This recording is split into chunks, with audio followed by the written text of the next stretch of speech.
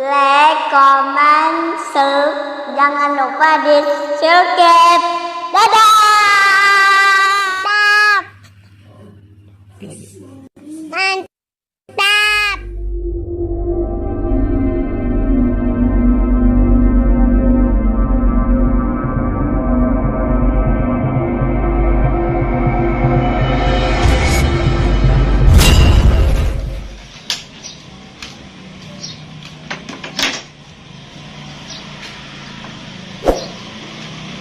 Nah, kalau ini ada sebagian yang menyebutnya parang lais juga, cuma ada yang menyebutnya kemudi singkir, jadi hampir-hampir mirip.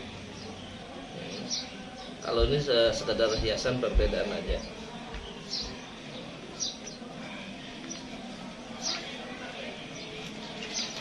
Cuman yang ini tadi karena dia pakai ini lalu disebut orang nabur karena ada istilah telabang di sini. Nah, telabang ini ciri khas mengadopsi dari pedang-pedang Eropa sama Timur Tengah. Jadi kalau misalnya lais ada punya pelindung di sini, lalu disebutlah lais nabur. Nah, perbedaannya di situ aja.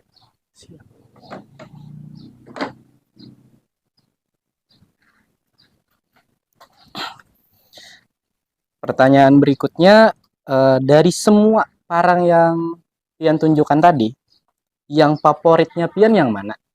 Yang bisa Pian jelaskan juga kenapa jadi favorit?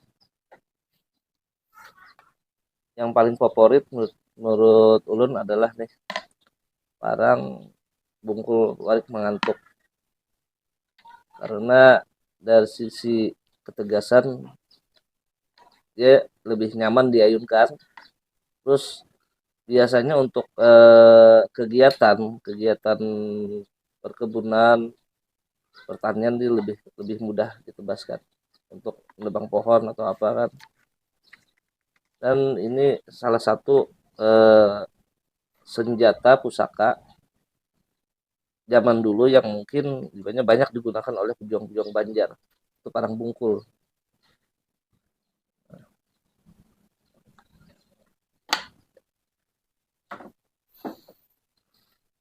Berikutnya, dari semua senjata yang ada di sini, mungkin yang pertama kali Pian koleksi itu yang mana kalau boleh tahu? Atau yang jenis parang pertama kali Pian anggap koleksi?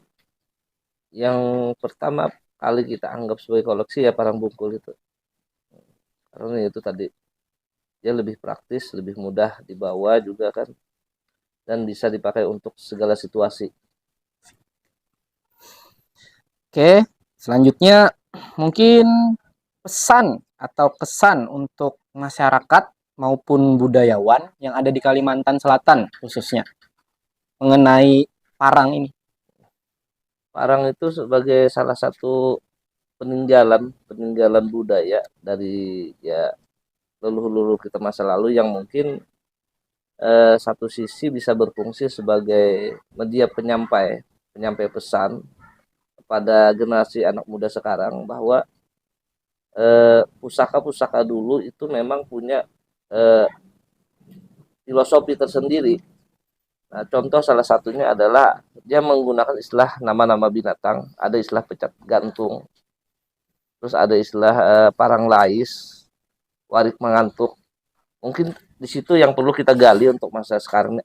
Kenapa sampai disebut demikian?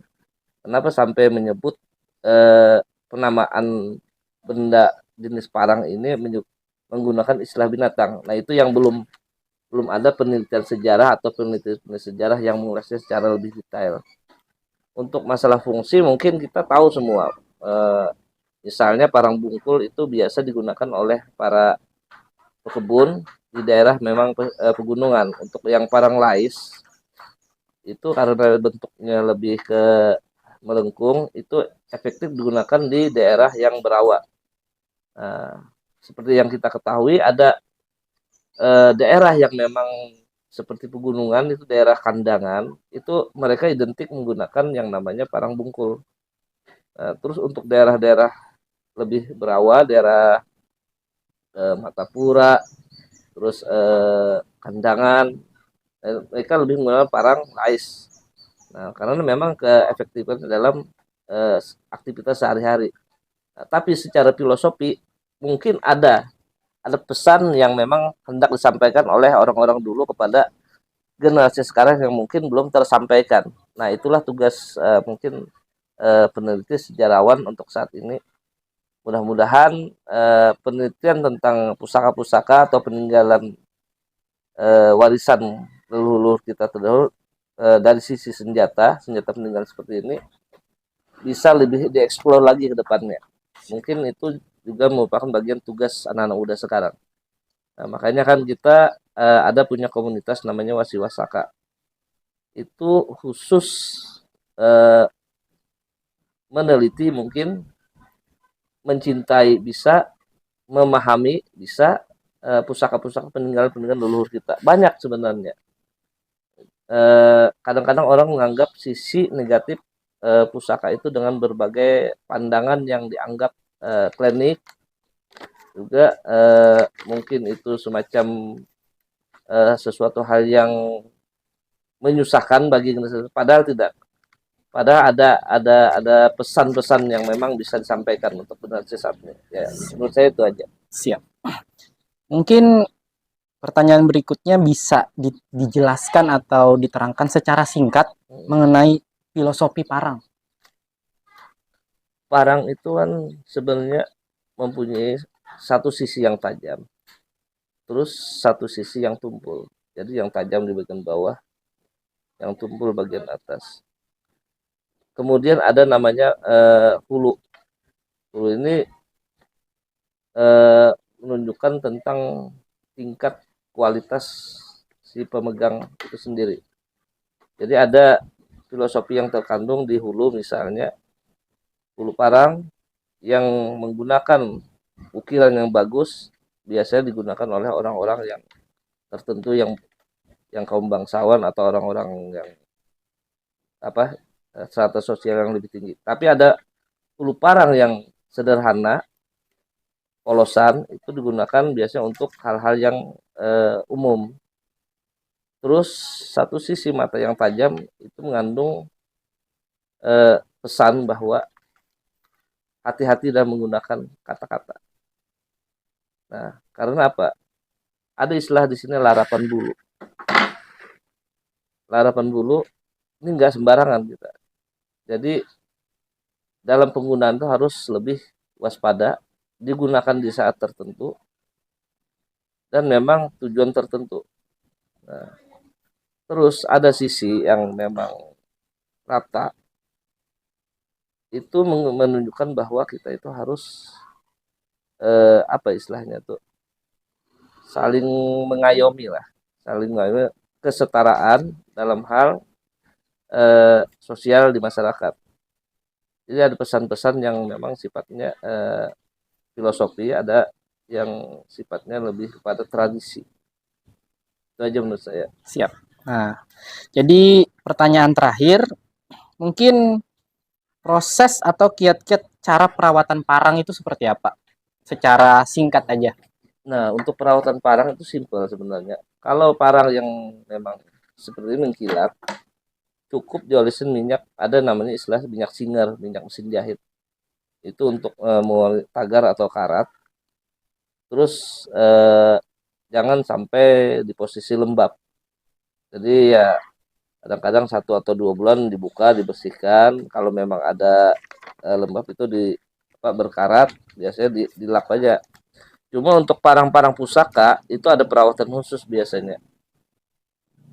Kalau 1 tahun sekali biasanya itu dimandikan dengan eh, air kembang. Kalaupun itu punya karat atau tagar itu dibersihkan dulu dengan jeruk nipis. Setelah dimandikan, dilap, baru diasapin dengan asap dupa kayu gaharu. Kalau lebih detail lagi biasanya ada semacam selamatan kecil yang menggunakan makanan khas Banjar. Nah, karena menurut kepercayaan biasanya pusaka-pusaka dulu ada yang namanya istilahnya kodam, kodam dari pusaka itu. Nah, itu aja biasanya. Eh, untuk mencintai sebuah pusaka itu memang ya susah-susah sulit karena kita biasanya yang namanya hobi ini kan perlu biaya untuk membeli pusakanya atau koleksi parangnya, yang kedua untuk merawatnya. Jadi ya kalau untuk bergabung di komunitas yang memahami tentang pusaka-pusaka Banjar bisa di komunitas Wasaka, itu Wasi Pusaka Banua. Nah, biasanya di situ kita mengedukasi masyarakat yang memang ingin mengetahui masalah senjata-senjata pusaka. Terus bagaimana perawatannya, bahkan bagaimana untuk mendapatkan pusaka-pusaka itu. Jadi di komunitas itu lengkap semuanya. Bagi anak-anak muda yang memang pengen tahu lebih banyak tentang pusaka-pusaka Banjar, bisa bergabung di komunitas Wasaka.